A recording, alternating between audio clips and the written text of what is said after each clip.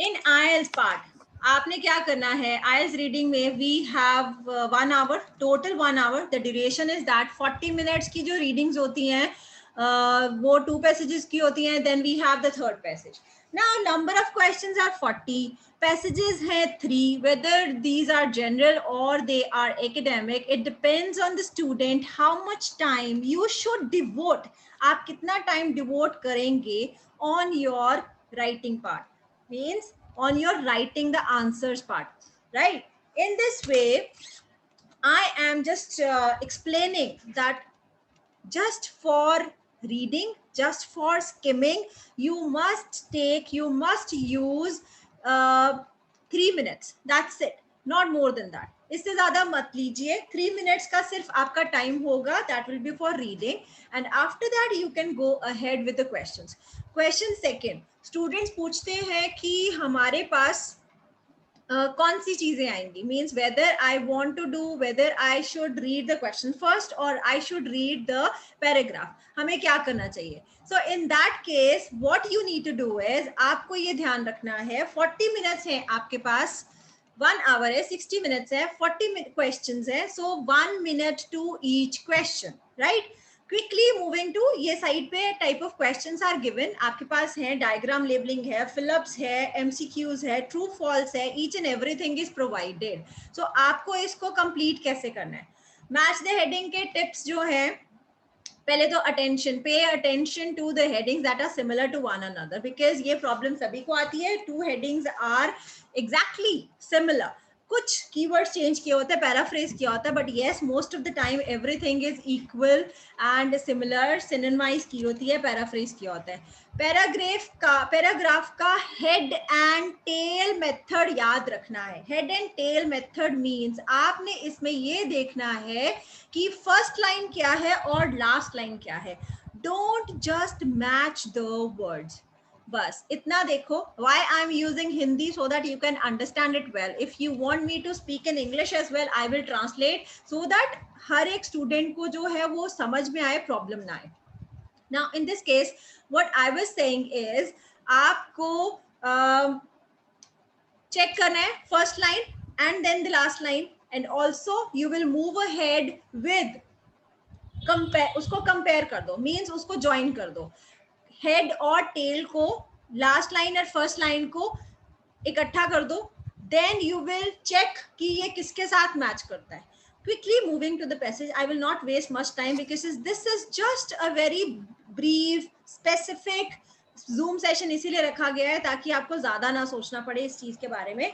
हम यहाँ पे देखते हैं, this is the list of headings जो आपके सामने है, and here there are 1 2 3 4 5, there are 5 paragraphs.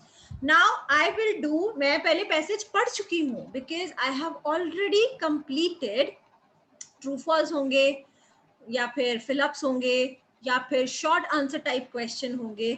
So each and everything is already provided. So what I will do is, let me see who has texted something. Okay, oh 5 in reading, definitely I'll come back to it later on. But first of all हम ये check कर लेते हैं list of headings में. हम पहले list of headings पढ़ेंगे, we will not go to the passage, हम पैसेज में नहीं जाएंगे, राइट. आप देख लीजिए इसमें हेडिंग्स में क्या क्या है. Effect of city life, then next is stress reduction. Stress reduction किसमें, एनिमल्स में. तो I will just mark the keyword जो इसके साथ मैच होते हैं और उसके साथ I will go like that. Then the best type of exercise, 2 types of stress, the fallout of cell death. The आप इसमें से keywords mark करेंगे, reason कौन सा है, neuron loss है, all the keywords are there in front of you. So in this case जब आप ये mark कर लेंगे, after that you will go to the passage. अब simplest way जो मैंने YouTube session में भी बताया था, फर्स्ट सेशन जो फर्स्ट पैराग्राफ है, that is about intro, that is about problems, that is about history, traditions, means जो पुरानी है, एंशिएंट चीजें हैं, या किसी चीज की प्रॉब्लम, या किसी चीज को डिफाइन करना, या किसी चीज की इंट्रोडक्शन देना. तो फर्स्ट पैराग्राफ उसके बारे में होता है. जो लास्ट पैराग्राफ होता है that is related to implications, consequences, effects, या फिर हम बोलते हैं consequences के अलावा उसके राइटर का रिव्यू क्या है, राइटर के रिव्यू के अलावा और क्या हो सकता है, we can say that just a moment, yes we can say, इसके अलावा हम बोल सकते हैं there are so many things related to data, there are so many things related to report, then survey, तो जो भी परसेंटेज या फिगर्स में दिया होगा वो आंसर। तो पहले उससे रिलेटेड जितनी भी हेडिंग्स है उसको आप साइड पे कर लीजिए और उसको मार्क कर लीजिए कि yes this is quite similar. मैंने अभी पैराग्राफ नहीं पढ़ा है, I have headings in front of me and after that I will go to the passage later on. अब headings मैंने पढ़ ली है as it is in front of you.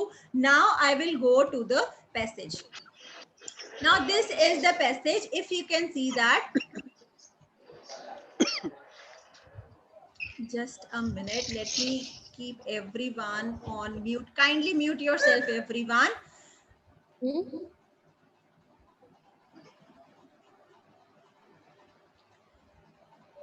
Better to mute everybody.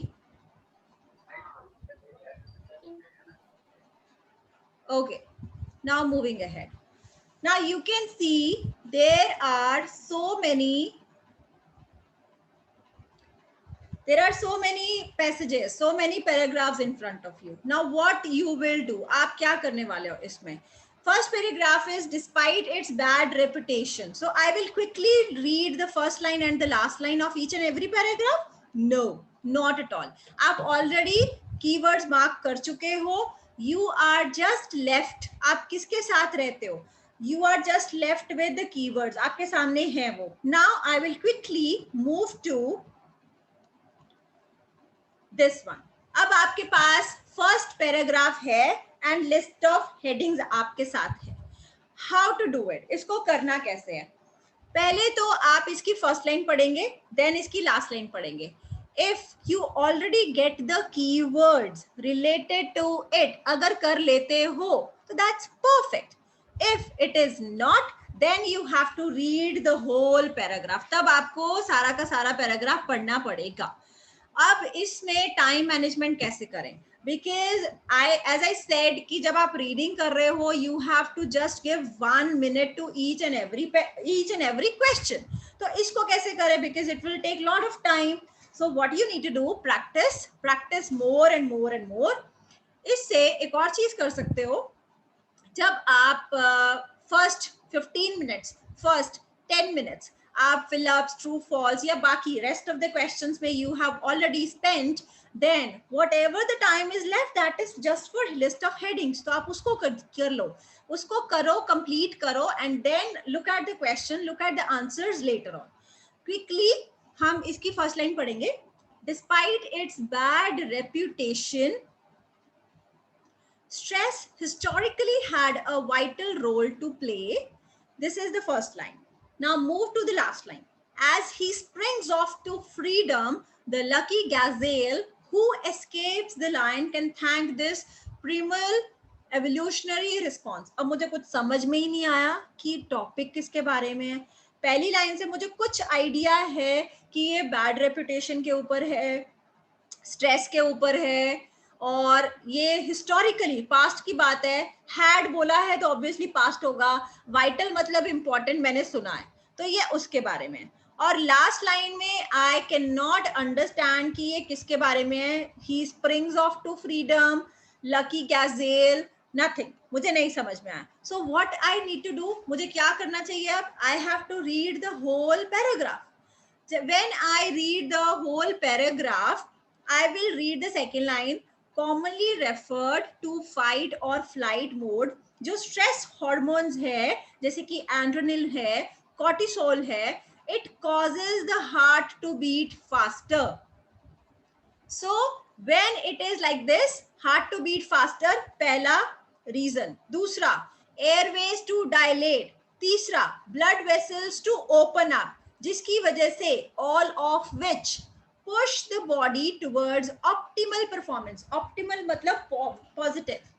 and ultimately survival. So all are the positive points related to stress, right? Ab I will go one by one to each and every heading. ये मैंने underline कर लिया, whatever the words which I needed. अब check करते हैं. The first one is effect of city life on mental health. ना यहाँ पे सिटी की बात की है, ना यहाँ पे सिटी लाइफ की बात की है, ना यहाँ पे मेंटल हेल्थ से रिलेटेड कोई वर्ड है. So obviously the first one is wrong. जैसे मैंने मार्क किए हैं ऐसे ही एलिमिनेशन मेथड लगाओगे and then you will be able to find out the right and correct answer. Stress reduction in animals. नीचे वाला पैराग्राफ देख लो, मीन्स नीचे वाली लाइंस देखो. एनिमल किंगडम लिखा है, difference between life and death लिखा है, उसके बाद लायन के बारे में है. So yes, this is about animal. तो मैं इस, और फर्स्ट वर्ड जो था वो स्ट्रेस से रिलेटेड था. सो स्ट्रेस भी है, एनिमल भी है. So I can keep it aside, इसको साइड पे रख लेते हैं कि शायद ये आंसर हो. उसके बाद two types of stress. Stress word लिखा था लेकिन टाइप वर्ड कहीं नहीं आया, काइंड वर्ड कहीं नहीं आया, फैक्टर या फिर उसको कैटेगराइज किया है, ऐसे कोई भी क्लासिफिकेशन नहीं दिया. So this is wrong.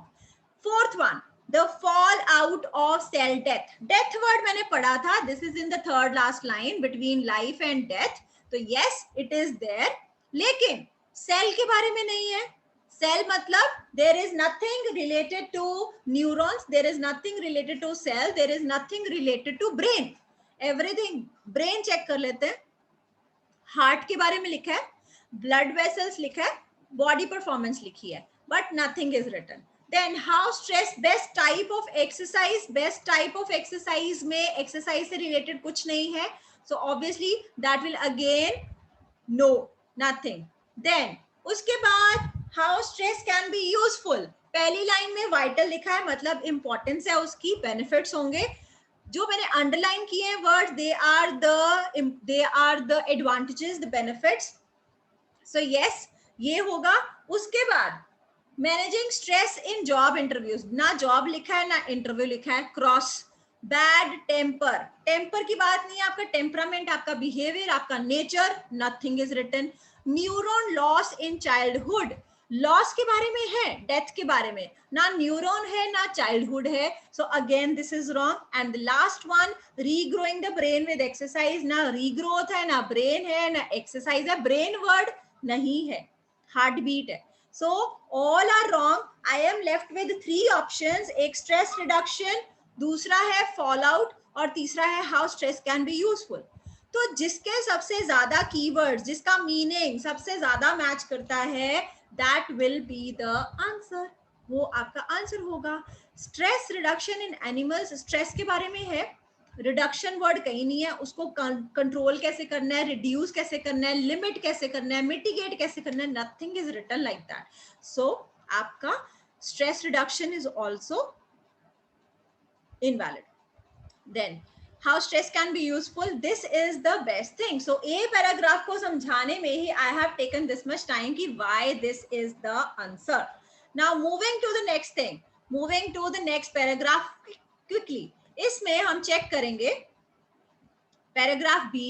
Now look at the first line, look at the last line. मैंने बोला था हेड एंड टेल मेथड लगाओ, फर्स्ट लाइन पढ़ो, लास्ट लाइन पढ़ो, आंसर मिल जाएगा.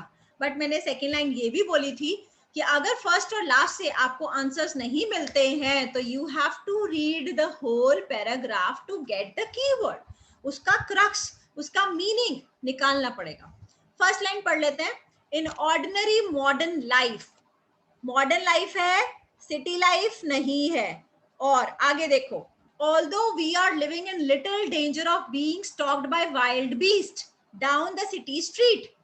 सिटी लिखा है, wild beast मतलब animals है. Our bodies react to stress in the same ways. पहली लाइन से आपको वो बोल रहे हैं in ordinary modern life. Now I have to get the meaning, not just the words. ये ध्यान रखो, don't just go with the keywords. Keywords modern life और city life है, does not mean कि फर्स्ट ऑप्शन करेक्ट होगी कि effect of city life है mental health पे, बिकॉज मेंटल हेल्थ अभी तक मैंने नहीं पढ़ा, राइट? सो ये नहीं होगा। पढ़ लेते हैं, आगे देख लेते हैं, इसकी लास्ट लाइन भी चेक करते हैं। Last line is in contrast to the normal everyday stress of modern life, chronic stress जो है वो क्या करता है, इंटरफेयर करता है with daily living activities such as school and relationship, wreaking havoc हमारी बॉडी, इम्यून, मेटाबॉलिक और cardiovascular system. So mental health सिर्फ नहीं है, वो फिजिकल है, फिजिकल, सोशल एंड कॉग्निटिव, ये लिखा हुआ है। Serious physical, social and cognitive issues can result.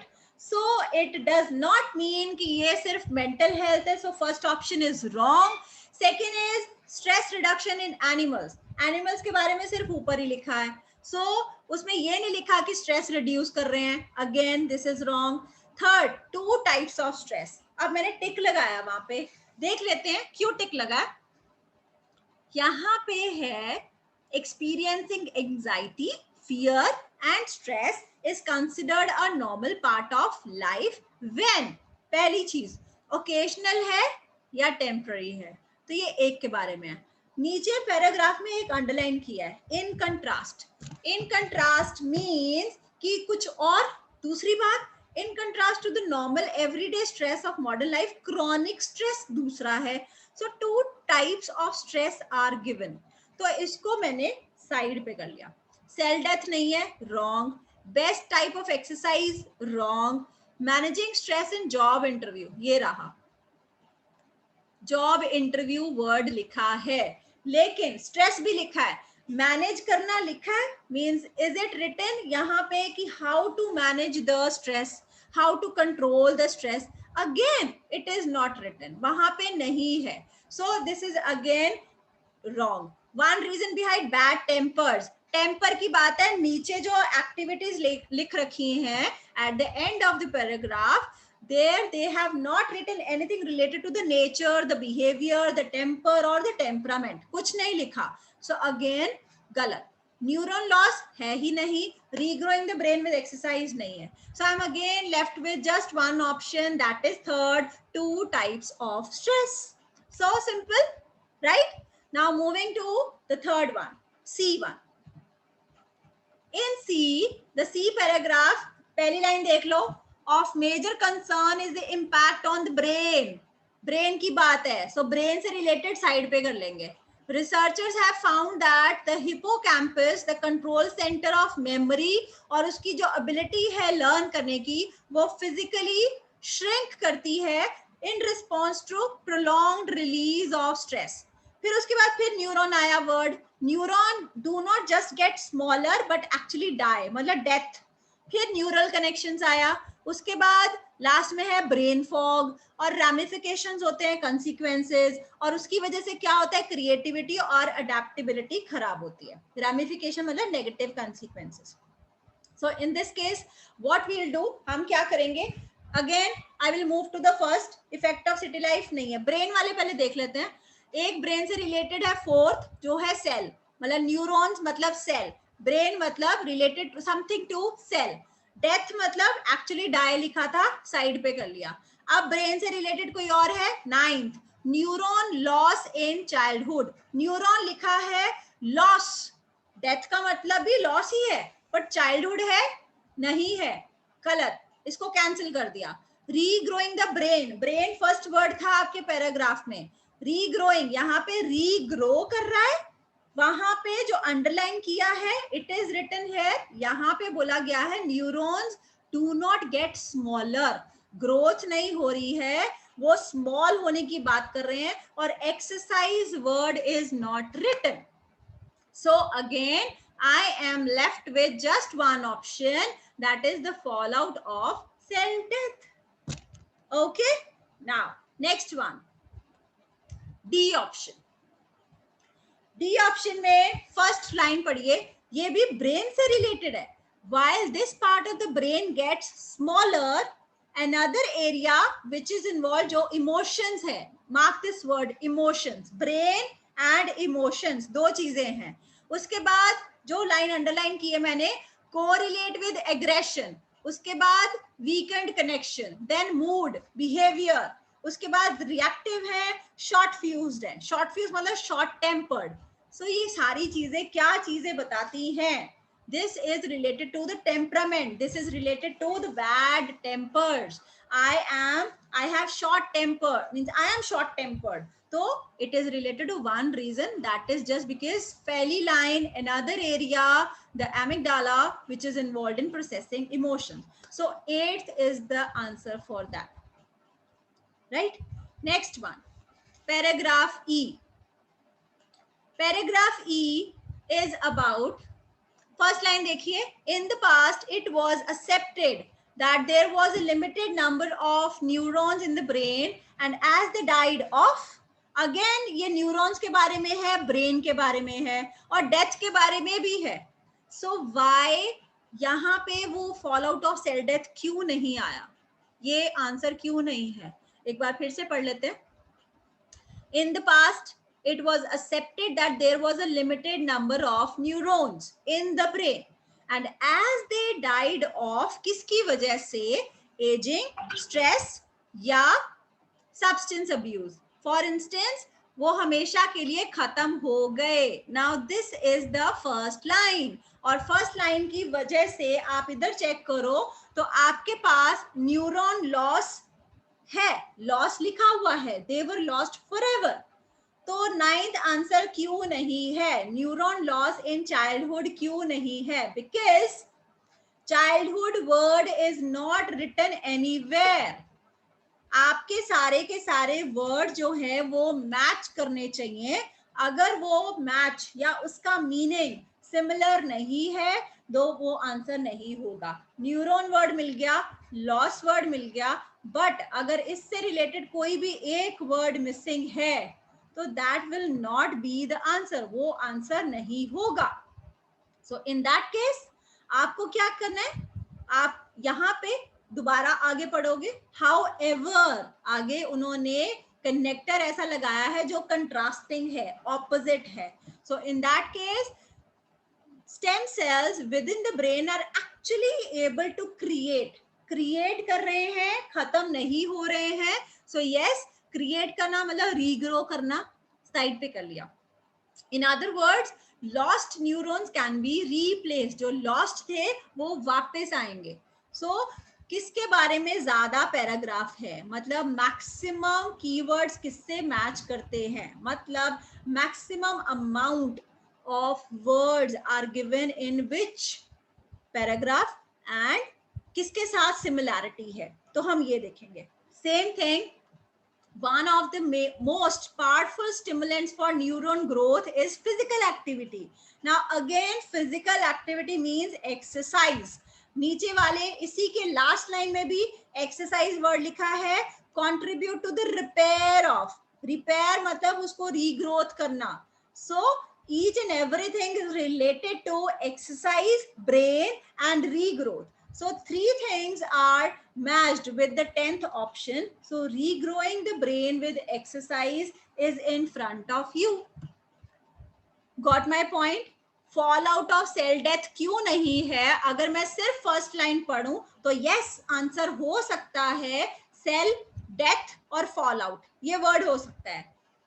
9th मैंने बता दिया न्यूरॉन लॉस क्यों नहीं है, और बाकी सारे कोई मैच नहीं करेंगे क्योंकि ब्रेन से रिलेटेड है, न्यूरॉन से रिलेटेड है. So I am just left with 4th, 9th and 10th. अगर कोई एक्सरसाइज, यस 5th है एक एक्सरसाइज, 5th एक्सरसाइज है लेकिन एक्सरसाइज में बेस्ट टाइप ऑफ एक्सरसाइज लिखा है.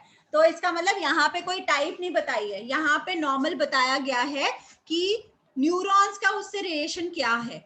So yes, each and everything is done now. All the questions are done. I hope you have understood. जब भी आपने चेक करना है, आपने ये देखना है there is too much information in the paragraph. Time is running out. मेरा भी Zoom का टाइम खत्म हो रहा है भाई. Next one, trying to match the heading with the same word. आप हमेशा same word उठाते हो, वही ढूंढते हो हेडिंग में, उसको पैराग्राफ के साथ मैच करते हो, नहीं होगा. That is wrong.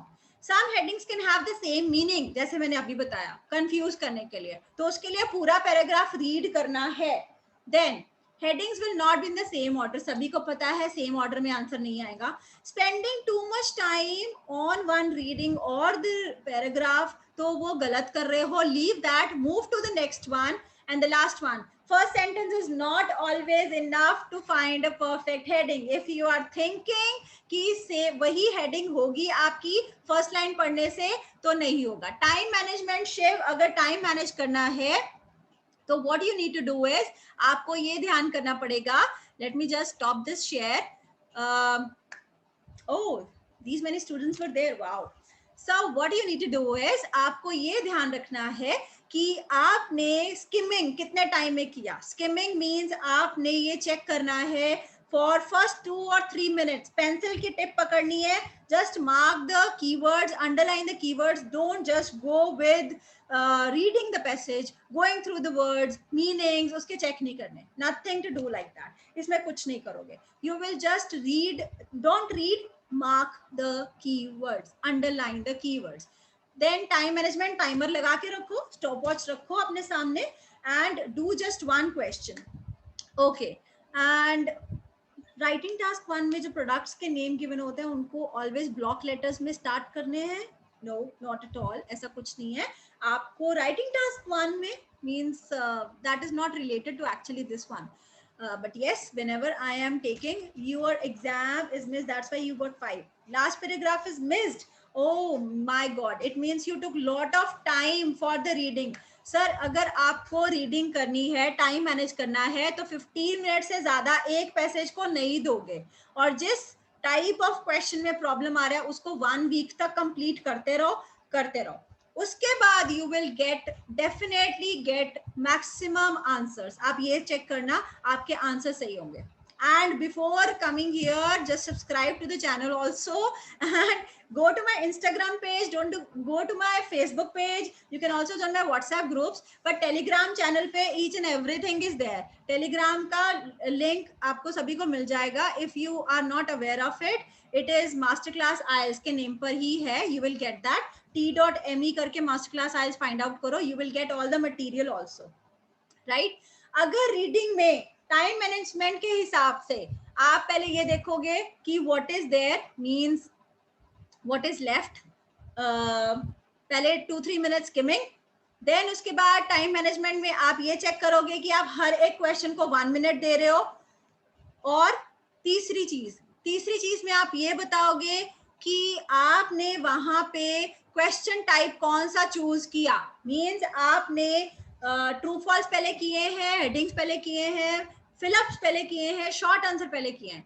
तो वो hierarchy is very important. Right, hierarchy follow करना बहुत जरूरी है. आपको ये ध्यान देना है कि पहले फिलअप्स करो या डायग्राम लेबलिंग करो, या फिर उसके बाद आप शॉर्ट आंसर चूज करो, देन उसके बाद टेबल करो, या फिर उसके बाद true false and then MCQs and last में हेडिंग्स. समरी बहुत आ रही है, समरी कंप्लीशन जरूर करो, उसकी प्रैक्टिस करो. 1 वीक तक आप सिर्फ वही क्वेश्चंस करो जो आपको डिफिकल्ट लगते हैं. डोंट जस्ट थिंक कि मुझे 1 आवर पूरा का पूरा डिवोट करना है for a particular reading passage. And don't think that you are taking easy passages or difficult passages. It depends on कि आप कितना तेज करते हो. How much time do you devote? How much time do you take to do one reading? कितना time लगता है उसमें, पहले ये चेक करो. Right, any other question. True false में प्रॉब्लम आ रही है. ट्रू फॉल्स करने का सबसे इजी वे है आपके पास कि आपने अगर तो सेम सेंटेंस जो है उसके साथ मैच कर रहा है, अगर है तो यस नो नॉट गिवन और ट्रू फॉल्स में भी फर्क है, तो ये ध्यान रखना, पहली चीज. दूसरी चीज ये कि अगर आप कह रहे हो कि फॉल्स और नॉट गिवन में सबसे ज्यादा प्रॉब्लम आती है, तो उसका भी एक session I will definitely take that. But before that अभी समझा देती हूँ. जो ट्रू है वो तो सबसे डिफरेंट होगा. मीन्स वो सारे के सारे कीवर्ड्स नहीं ढूंढने हैं, सिर्फ उसका मीनिंग चेक करना है. Again I am saying this, I am repeatedly saying this. And second thing, false, yes, I teach online, but yes, those are paid classes, online classes. But जो आप बोल रहे हो वो sessions I don't take daily because that depends on the time.